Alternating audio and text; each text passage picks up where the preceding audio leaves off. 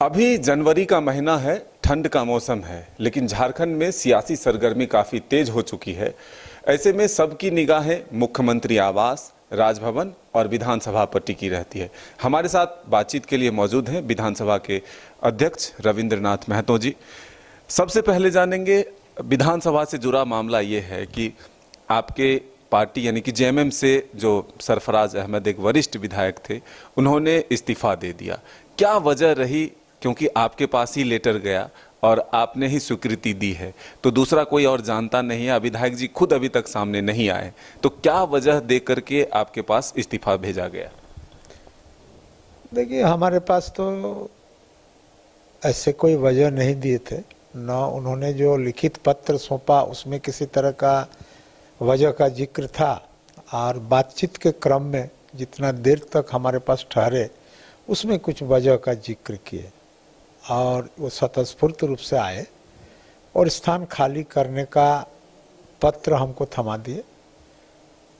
हम भी थोड़ा सा अचंभित होकर के पूछने का प्रयास किए, लेकिन बहुत हमको इसके बारे में कोई जानकारी देने के प्रति उनका बहुत ज़्यादा उत्साह था नहीं था। बोला ऐसा कोई कारण नहीं है, हम ऐसे ही रिक्त करना चाहते हैं। तो मैंने फिर उसको पूछा नहीं, मैंने उनका पत्र को स्वीकार कर लिया और स्वीकार करने के उपरांत अपने सभा सचिवालय को इंडोर्स कर दिया कि इसका जो भी विधि सम्मत कार्रवाई है और जहाँ जहाँ इसका सूचना को प्रेषित करने की आवश्यकता है वहाँ वहाँ प्रेषित कर दीजिए।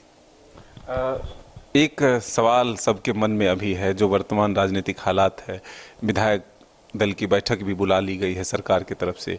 ऐसे में राजभवन से राज्यपाल जो है झारखंड से बाहर हैं, तो क्या विधानसभा में कोई ऐसी बातें आ सकती है या फिर ऐसा अधिकार होता है क्या राजभवन ना जाकर के मुख्यमंत्री विधानसभा में जाकर के अपना त्याग पत्र दे दें या दावा पेश कर दें?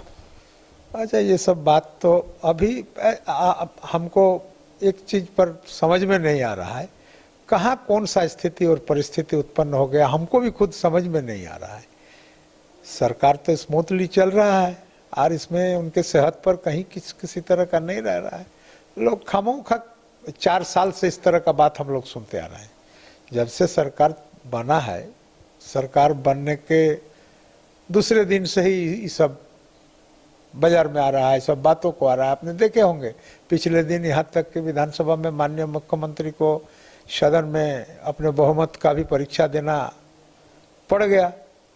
परीक्षा दिए, स्वतःस्फूर्त रूप से वो भी अपना परीक्षा दिए।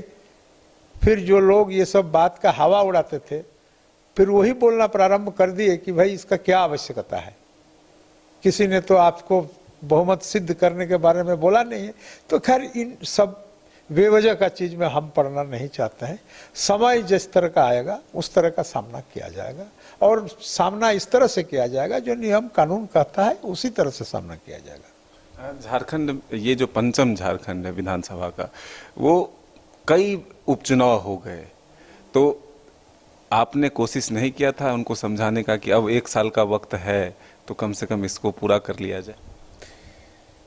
नहीं, डायरेक्ट तो हमने उनको इस तरह का कोई बात नहीं किया और बात नहीं करने के पीछे मैं बार बार इस बात को सारे मीडिया के सामने कह भी चुके हैं कि चूँकि राजनीतिक कद के हिसाब से वो बहुत प्रतिष्ठित नेता है और हम लोगों से सीनियर हैं।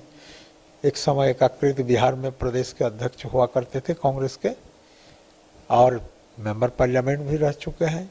इसलिए इस हिसाब से भी उनका क्या कारण रहा, क्या कारण नहीं रहा, बहुत चीज़ जानना हम उचित नहीं समझे और मेरा आसन का भी ये कर्तव्य नहीं बनता है कि हम उनको और ज़्यादा उनसे कुछ पूछें। तो ये थे विधानसभा के अध्यक्ष रविंद्रनाथ महतो जी, जो साफ तौर पर कहते हैं कि वर्तमान जो हालात हैं इससे कोई फर्क पड़ने वाला नहीं। 4 वर्षों से इस तरह के बातचीत जो है वो लगातार सामने आते रहे और सरकार जो है स्मूथली चलता रहा। जब जैसा होगा वैसा निर्णय लिया जाएगा, लेकिन फिलहाल जो वर्तमान परिस्थिति है उसमें सबकी निगाहें जरूर राजभवन, मुख्यमंत्री आवास और विधानसभा पर टिकी हुई है। अपने सहयोगी विकास के साथ मदन सिंह, न्यूज़ बायस्कोप, रांची।